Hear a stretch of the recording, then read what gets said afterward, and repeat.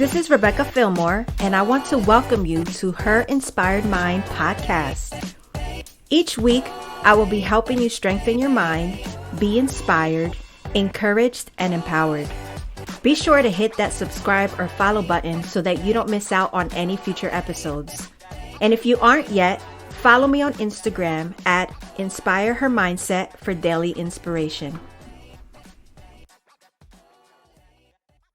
Thank you for tuning in to Her Inspired Mind podcast. Again, this is your host, Rebecca Fillmore, and I am so excited to be speaking to you once again today. So today I want to talk to you about how to succeed regardless of obstacles. As we know, life is full of ups and downs. We have hills, we have valleys, we have open roads, and sometimes we have roadblocks, right? But when those times come, the way that we react to the things that happen in life have a lot to do with how we prepare ahead of time. So I'm going to give you a few tips on how to prepare yourself when life is good, so that when life is not so good, you don't fall apart. So one of the key things to have in place is that you have a good and solid morning routine. As I spoke about before, having that time every single day, at least an hour for yourself, is very important. And it's important that you do it every single day. Now, granted, life is not perfect and sometimes things happen, but if you're doing it most of the time, and at least not any of the time, then you're in a good place. So making sure that you're spending 20 minutes exercising. This could be yoga, HIIT, cardio. You can go for a walk, for a run, just doing some kind of exercise first thing in the morning. Secondly, you want to be doing some type of self-development, whether you're listening to a podcast, you're reading a book, you can listen to worship music, also meditation, reflection, and visualizing how you want your day to go. And on top of having a morning routine, you should also have a nightly routine where you're not on your phone, whether it's half an hour or an hour or two before you go to bed, so that you can decompress, meditating again, prayer, reading, putting on calming music. You could also put like a lavender essential oil diffuser on, or spray. I have a spray that I spray on my sheets, on my bed, in my room, and it just, calms you down, right? So you want to be doing these routines regardless of what's happening in your life, because the thing is that when you're going through things, a lot of times we tend to freeze. We tend to just stop everything, and then we start focusing on the problem. We start focusing on the things that are out of our control, because the reality is that life is going to happen. There's going to be death. There's going to be losses. There's going to be losses of work or employment or business. There's just going to be just different things that are going to hit you hard in life. And if you have a routine that you're already doing before those things happen, you need to keep normalcy. Especially when you lose someone that you love, our initial tendency is to, we might feel very depressed and sad, and we'll just stop, doing things. But that's the worst thing that we can do, because when we just lay there and we just give up, that's when you can really go into a dark place. And as I shared with you before, I've had many losses. I lost a nephew to suicide in 2015. I lost a niece to a drug overdose in 2019. 2016, I lost a mentor of mine. In 2019, I lost my father. So when it comes to loss, I have been there, and I know the heartache. I know the pain that's associated with these things, and how hard it can be to even get out of bed or take a shower. And I think it's important for you to know that grief comes in waves. You're going to feel hurt, and you're going to want to at times give up. You can also feel this way not only with a loss of a loved one, but if you lose a job, if friendships or relationships are severed. There's different reasons that we could get into a slump in our lives. But again, having routines in your life and doing them while things are good are going to help you through these times.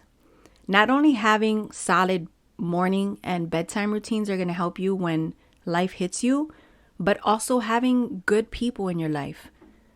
Solid friends, people that you can talk to, people that encourage you, who motivate you, who inspire you. You know, it doesn't have to even be a lot of people. It could just be one person. And if you don't have that right now, start asking for it. Start, praying to God to put people in your life that are going to be more supportive and that are going to encourage you. Because the reality is that we can't do life alone. Even, if we want to try to do life alone, like we weren't created to be alone. As human beings, we have this natural instinct to want to be in community. And it's just something how we were created. Like they did this study of babies. I think it was in China. I'm not sure. Don't quote me on that. But, they had a group of babies where they were in a room and they didn't hug or touch these babies. But they fed them, they fed them and stuff, but they wouldn't interact with them. And these babies died versus babies who were held and touched and comforted. They survived. And, we even see this when babies are born. They put it on the mother's chest and they tell you to do skin to skin contact with babies because it helps them to develop more. Even babies that are in NICU, just that skin to skin contact. So I know sometimes we might want to be going through things alone, or we feel like, no, I got this. I don't need nobody. I'll just go through things. The reality is that we do. I can admit at times I'm like, you know what? I'll just go through this alone. But going through things alone, it sucks. It doesn't feel good. Like, who doesn't want somebody to be there for them? And maybe because of things that you've gone through in life, you're just like, nah, I don't need nobody. But deep down inside, you want somebody to be there for you. There's nothing like knowing that you're not alone. When you feel like you're alone, it reminds me of when people are put into the hole while they're in jail. Like they're away from everybody. They're in complete darkness. They can't talk to nobody. And they go crazy a lot of times. They go psychotic. So the reality is that we need some good people in our corner and in our lives.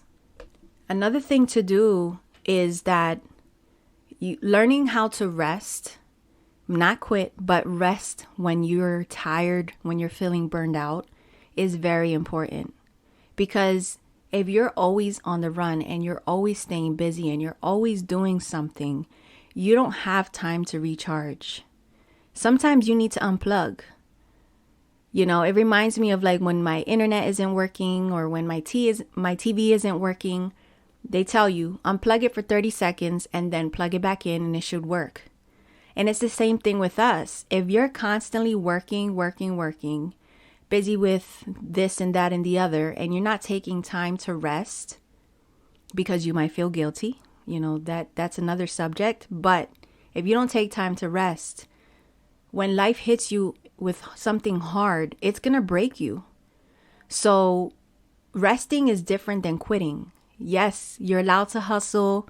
You're allowed to grind, trying to build your business or getting degrees or, just building different things. But rest is very important. When you take time to rest, it gives you time to just sit and be still. Be still. You don't have to always be doing. You don't always have to be working. You're allowed to rest. Even God rested on the seventh day. If our Creator rested on the seventh day, then that means that we can rest. Because when you don't rest, you're running on fumes. And if you're running on fumes, you're not, being your best. So learn to rest and not to quit. So that way, when you are resting, you're able to recover and then you're able to come back even stronger.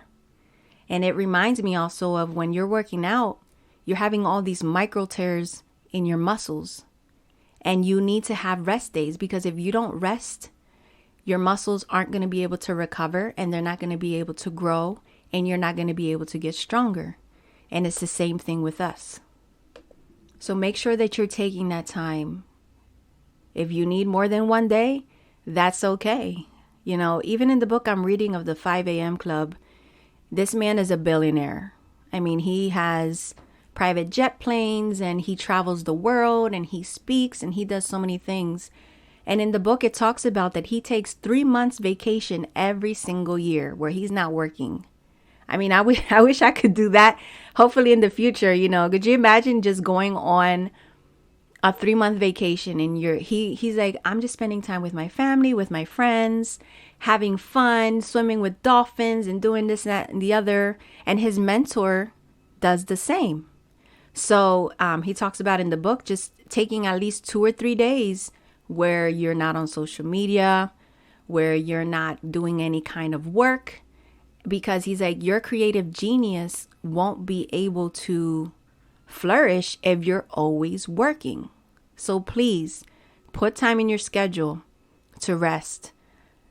I do it as well. I'll be honest with you. Sometimes, like right now, I have like 25 text messages in my phone.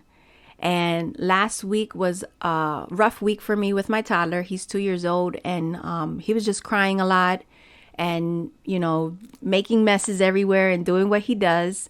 And so as a mom who is also an entrepreneur, there's days where I might plan things out to work. But if my kids are sick, or like my toddler is doing certain things, you know, that's my priority, right? So I had to take the last, I would say 3 days where I really detached, and, you know, I'll return text messages once I'm able to respond and to be engaged, because I have to, you know, use my brain. So today I woke up feeling a little more clear, more energized. I'm doing this podcast, and, you know, I go through these moments, and then I just got off a great phone call where different opportunities are opening up for me. And it always happens that way, where when I take a few days off to just rest and only do a limited amount of things, not only do I feel more creative, but then things that are meant for me start coming closer to me. So that's another great reason why you should take the time to rest.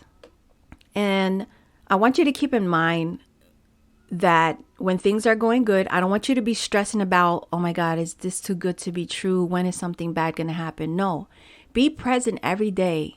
Just, you know, you doing these things, having these things in place in your life are going to prepare you for when obstacles come.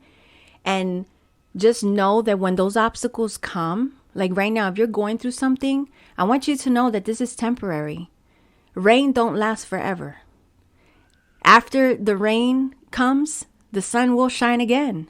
So just know that as long as you keep pouring into yourself, which is the only thing that you are in control of, you can't control anything else.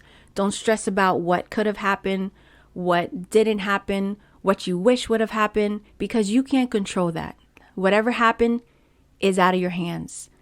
But just know that as long as you take care of yourself, you keep pushing forward, you keep looking forward, and you keep doing all of these things and having these things in place, you will be in a better place, and you will get through those difficult times. All right. So thank you for tuning in. And I hope that these tools and these tips and suggestions that I gave you help you to prepare for life when obstacles come. Again, you can follow me on Inspire Her Mindset on Instagram. On Facebook, you can find me at Rebecca Fillmore. And I look forward to talking to you guys again.